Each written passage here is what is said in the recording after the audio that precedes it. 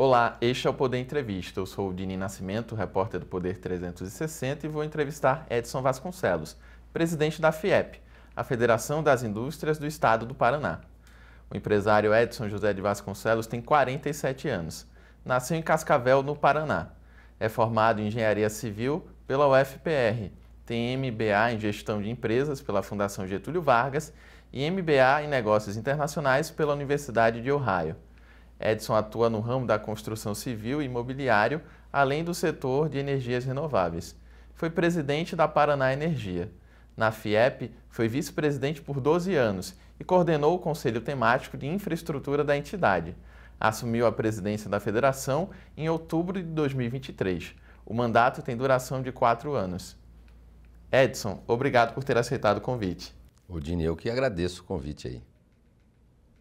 Agradeço também a todos os que assistem a este programa. Esta entrevista está sendo gravada no estúdio do Poder 360 em Brasília, em 28 de novembro de 2024. Para ficar sempre bem informado, inscreva-se no canal do Poder 360, ative as notificações e não perca nenhuma informação relevante. Presidente, eu começo essa entrevista perguntando sobre o trabalho como presidente da FIEP. Qual é o balanço que o senhor faz após um ano de comando? Bom, Dini, o nosso grupo, nossa diretoria, nessa proposta desse novo mandato foi consolidar o propósito da federação em transformar o Paraná o estado mais atrativo para se montar uma indústria. Então, esse é o nosso grande propósito. E se tornar atrativo, ele tem que ter um comparativo, mais atrativo comparado a quem? Então, nós temos que ver os fatores de ambiente que levam o empresário a escolher o seu parque fabril, a perceber que lá talvez a infraestrutura, a energia, a empregabilidade, a desburocratização, os fatores que levam mesmo um empresário a escolher o seu parque fabril baseado nos ambientes que o Estado pode condicionar. Então, as perspectivas para os investidores no Paraná, sobretudo com relação à indústria, são positivas? Na verdade, nós lutamos por isso e estamos construindo, inclusive, uma pauta de política industrial, Aldine, que a gente consiga colaborar com o poder público de mostrar ações a médio e longo prazo para poder cada vez mais consolidar o Paraná nesse espectro. E também fomos muito ao interior, fomos ouvir o empresário na sua base, nas suas diferentes regiões, seus diferentes setores e diferentes tamanhos, para poder conseguir entender e conectar também as perspectivas de políticas municipais. Tem muitos municípios que perdem, às vezes, um potencial de trazer uma indústria porque tem uma política municipal ou habitacional, um plano diretor que não está muito alinhado com o poder de trazer uma indústria. E junto com isso, Odine, a gente também leva um esclarecimento sobre o poder de transformação da indústria. Nós temos um exemplo bom de se mostrar no Paraná, que é duas cidades, dois municípios de mesmo tamanho populacional. Toledo, no oeste do Paraná, uma cidade rica, uma das mais ricas do Paraná, com aproximadamente 170 mil habitantes. E tem um orçamento público de 1 bilhão. Mas do outro lado do estado nós temos Araucária, a cidade mais industrializada do Paraná.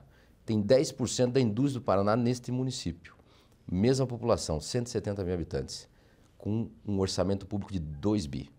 Então, quando nós falamos de ações sociais, de transformar uma comunidade, primeiro que a gente mostra que muitas ações são dos seus municípios. Lá ele pode transformar e dar condições, inclusive, para o poder público municipal, transformar a vida das pessoas. Esse prefeito desse município tem muito mais poder de fogo. Nós mostramos as diferenças da indústria, do varejo e do comércio, sem trazer uma concorrência, mas sim uma simbiose. A indústria é a única que pode exportar, trazer capital. É muito difícil o município exportar serviço e varejo. Ele provavelmente consegue exportar um produto industrializado. Muito difícil uma indústria vender só para o município que ela está. Ela vende para outros municípios, para outro estado, para outro país. Essa balança comercial positiva favorece o comércio, favorece o serviço, oxigena a economia.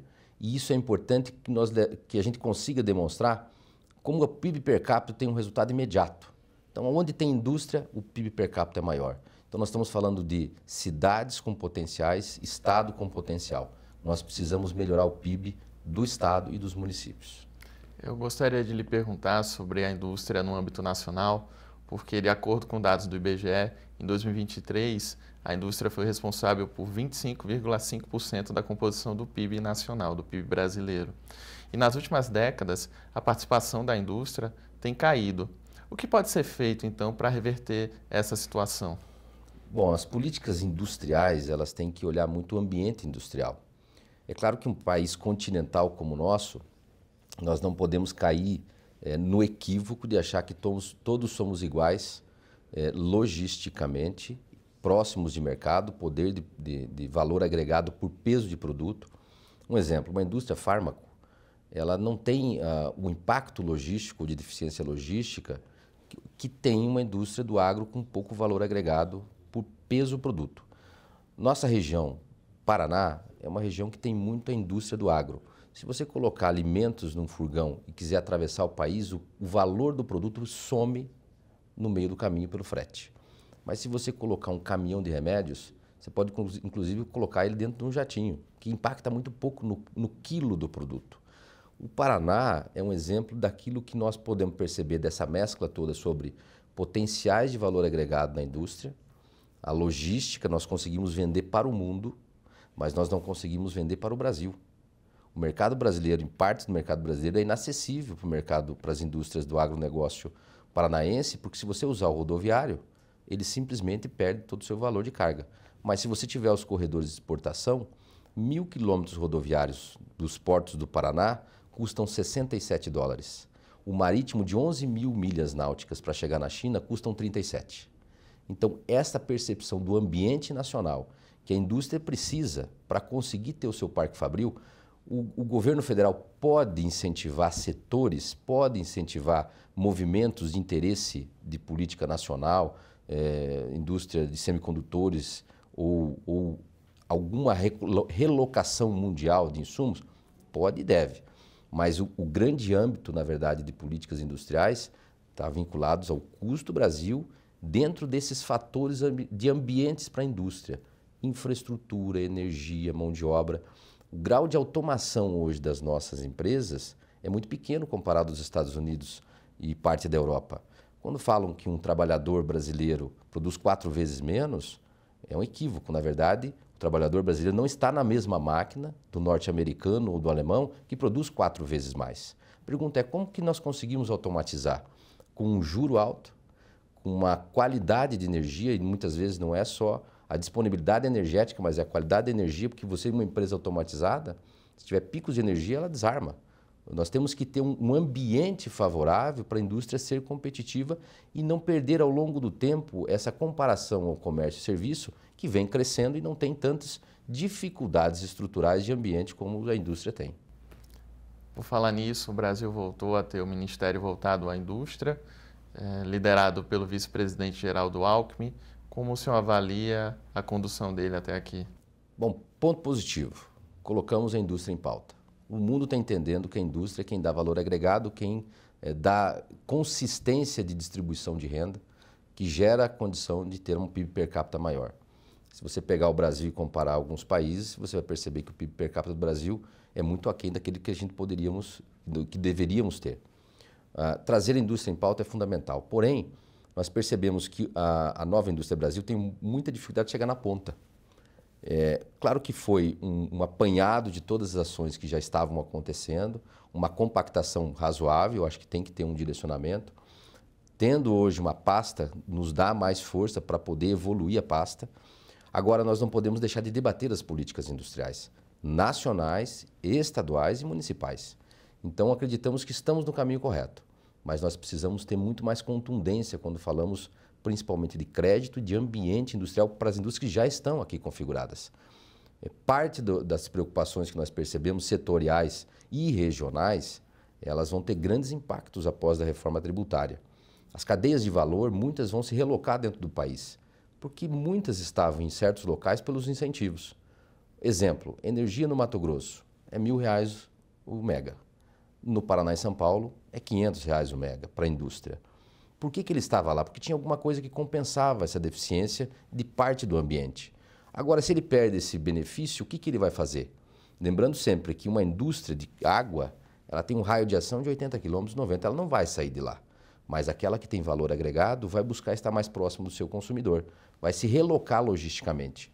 Então, nós entendemos que a política nacional ela precisa ter visões estratégicas, visões mundiais, oportunidades mundiais. Precisamos sempre ter a consciência de uma indústria verde, uma indústria sustentável, mas precisamos também entender quem está já no jogo e com muitas dificuldades de ambiente.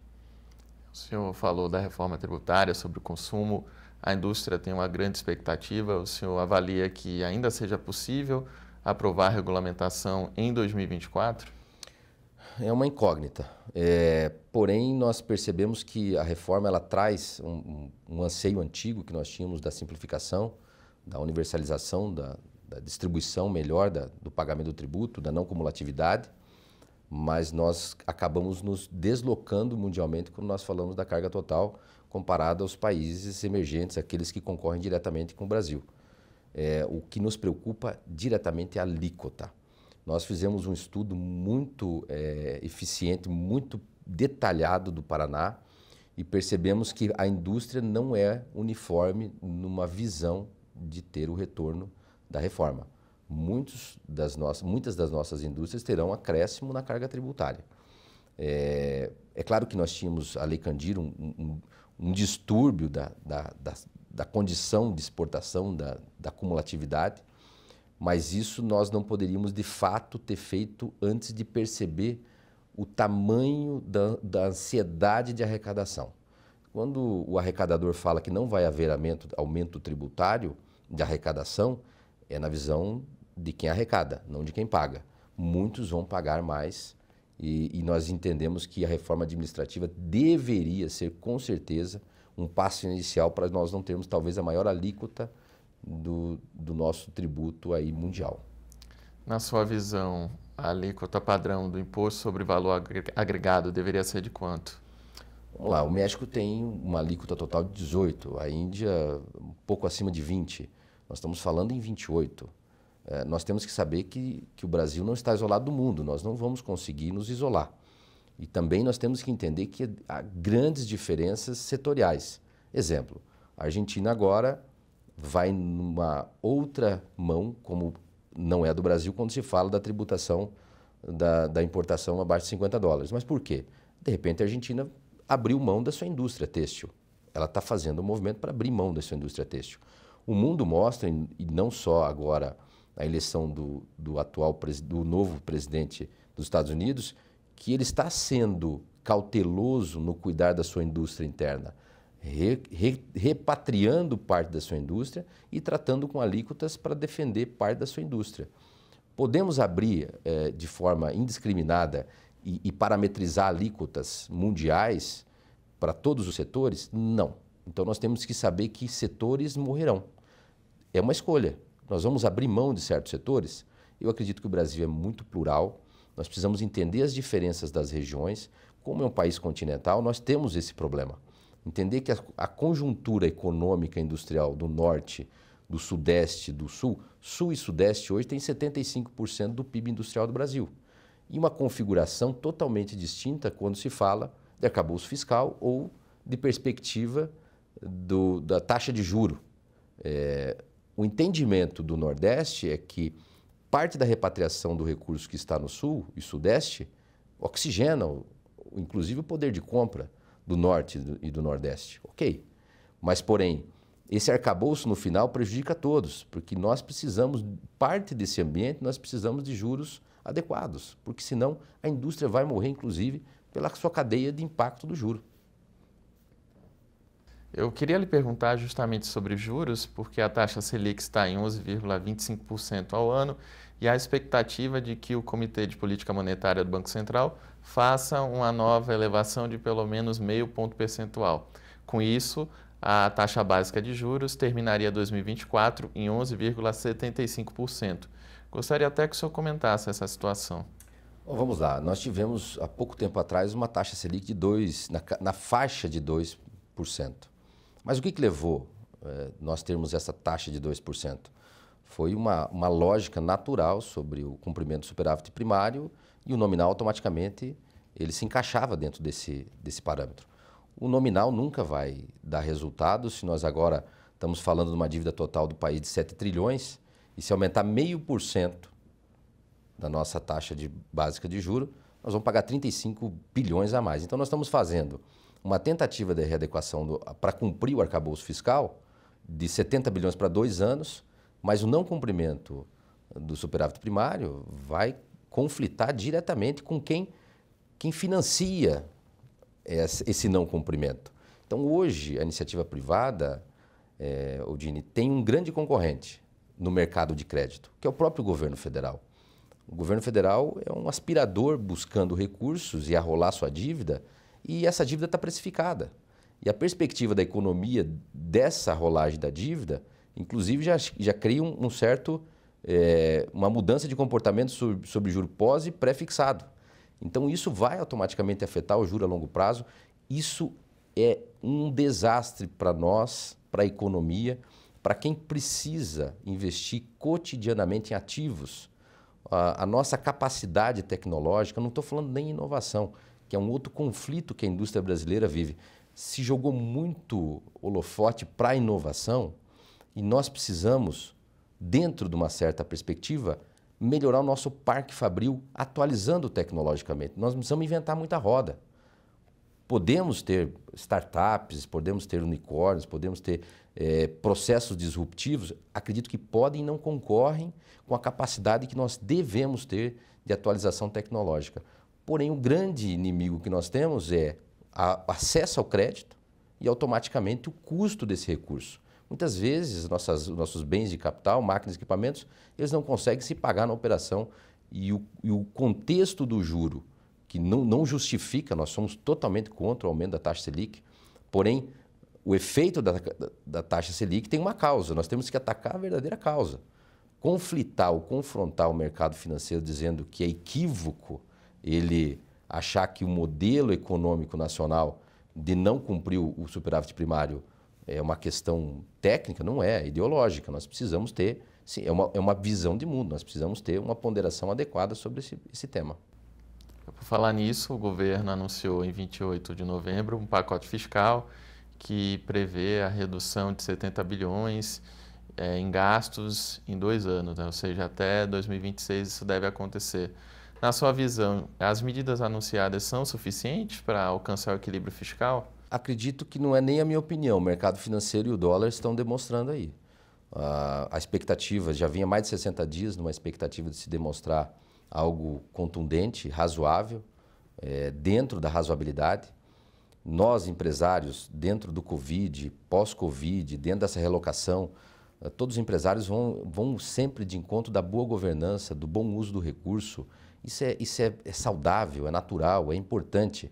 E o governo parece que vai para outro caminho. Então, nós precisamos entender que é uma posição deste governo, é o governo que está eleito, e que cada dia que passa deixa claro que não concorda com essa perspectiva do superávit primário. E esse delta que nós temos do PIB é um delta totalmente vinculado com o aquecimento da economia, vinculado ao gasto do governo.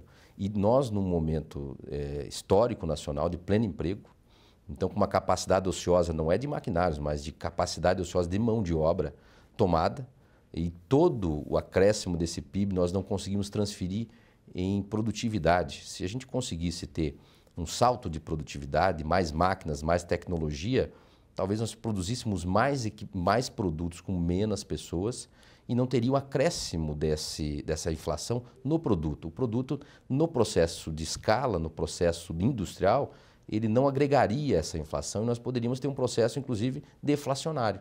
Então, essa crise existencial entre as possibilidades que o governo pode seguir, é isso que incomoda muito o setor industrial.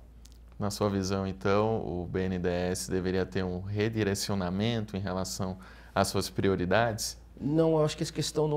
O acesso ao crédito no Brasil é um enigma, é um paradigma. Mas a questão não é o BNDES, a questão é a postura sobre a taxa de juro, o superávit primário e esse acréscimo do PIB que nós estamos tendo, não necessariamente pela criação de PIB per capita, mas sim pelo gasto público. Eu quero dar um exemplo aqui sobre os desvios que estão acontecendo dentro do Bolsa Família. Bolsa Família, ponto inicial, é importantíssimo. Nós precisamos desse programa. Porém, nós estamos com quase 30 milhões de pessoas no PEA, em idade economicamente ativa, dentro do programa. E como o país ele não é homogêneo, ele é muito heterogêneo, eu acredito que em certas localidades, ok, existem distorções onde não há opção de emprego para quem está em idade economicamente ativa. Mas existem regiões que não, que nós estamos numa dificuldade muito grande, uma pressão inflacionária gerada pela pressão salarial equivocada, que inclusive prejudica todo esse processo que nós estamos falando, desse ciclo da economia, inclusive do programa fiscal, que deveria ser revistas, ou ter um endurecimento para que o programa cumpra a sua função. Nós temos o exemplo agora do prefeito de Pelotas, que foi para campo e descobriu inclusive pessoas solteiras, que é um programa para a família, solteiras entre 20 e 40 anos, usufruindo desse programa. Isso é um equívoco, nós precisamos ter um comprometimento com o bom uso do recurso. Nós temos 170 bilhões hoje envolvidos dentro do Bolsa Família. Agora você pega 30 milhões e coloca ele produzindo. Ele faz um destensionamento inflacionário, um destensionamento fiscal, e quando ele vai produzir, ele gera produção, ele gera PIB, que é o que o país precisa, e gera tributos e encargos federais. Ele, inclusive, distensiona. Então, aqui nós temos um grande gap. Nós precisamos urgentemente reconfigurar o plano. Se ele, talvez, está sendo assediado a não estar mais sendo seletista, talvez teria que ter uma transição. Ou, talvez, ele voltando a estar empregado, ele, inclusive, pague a sua bolsa. Nós temos que achar uma solução. O que o país vive e os debates, quando a gente fala do 4x3 da jornada de trabalho, coloca um país, inclusive, numa rota perigosíssima de não conseguir ter sustentabilidade mínima para falar de superar esses problemas primários de superávit e de arcabouço fiscal. O senhor puxou a PEC 4x3, a perspectiva, então, da indústria, qual seria? Vamos lá. Você tem filhos? Ainda não. Quem tem filhos tem o filho num colégio. Vamos dizer que o colégio notifica e fala assim, agora mudou a regra, eu só tenho professores para 3 dias e não mais 5 dias da semana. Porém, se o senhor quiser que o seu filho conclua os estudos, eu tenho que contratar mais uma equipe de professores. Você acha que ele vai fazer com a mesma mensalidade? Não vai fazer. Então, o equívoco gerado, e há um certo populismo quando se fala sobre isso, é uma falta de comprometimento, inclusive, com o país. O país ele tem que ter um orgulho em produzir, em buscar uma colocação mundial, em produzir. O que mais dignifica uma família é o emprego. É óbvio que ninguém defende aqui um emprego subhumano, não é isso que nós estamos falando. Mas os acordos coletivos já estão e dão condições para tratar as diferenças. Você pode trabalhar, inclusive, em home office hoje, você pode trabalhar 4x3, a forma que for conveniente para aquele devido setor. Você não pode fazer um nivelamento neste país continental, com tantas diferenças, num projeto de lei. A indústria é totalmente contrária. O senhor mencionou en passant o presidente eleito dos Estados Unidos, Donald Trump. Ele tem uma visão mais protecionista em relação à economia, ou seja, a tendência é que ele sobretaxe produtos de outras indústrias para proteger a indústria norte-americana. Como a indústria brasileira está se preparando para isso? Inclusive, faremos agora um evento na próxima semana no Paraná só sobre os impactos da eleição norte-americana na indústria paranaense. Nós percebemos que o Canadá, a China e o México são os alvos primários aí dessa política protecionista. Porém, nós acreditamos que o Brasil possa ter um ou outro setor, mas não um impacto tão grande como esses países, mas sim chama a atenção e nos traz um pouco de cautela. Presidente, estamos chegando perto do final da entrevista. Gostaria de perguntar sobre o projeto de lei do devedor quanto mais. A FIEP chegou a encomendar um parecer ao ex-secretário da Receita Federal, Everardo Maciel, e o Everardo, que é consultor tributário, faz diversas críticas e recomenda, inclusive, a rejeição desse projeto. Quais danos essa proposta pode trazer à indústria da forma em que ela está? Nós podemos ter uma desconfiguração do dolo. Então, assim, a nossa preocupação é que alguém, em momento difícil, que precise de auxílio, seja configurado como um ato doloso de devedor contumaz, baseado num limite financeiro, teto. O problema é os 15 milhões. Então, se você pega uma empresa de classe mundial que fatura bilhões, esses 15 milhões não significam nada. E pode ser que ela esteja configurada como ato doloso, mas a lei não atinge. Então, a nossa preocupação é que nós não sejamos inadequados ou incapazes de defender aquele que precisa dar mais atenção quando está numa situação difícil. Mas ponto principal, nós não concordamos com o ato do devedor contumaz. nós temos concorrência desleal, é um prejuízo social daqueles que usam o desvio de conduta para prejudicar o fisco, a União e o próprio concorrente. Então nós entendemos que é necessário nós termos uma configuração justa e adequada para ter uma equidade. Nós não podemos dizer que 15 milhões é o fator de relevância que vai dizer que é contumaz ou não.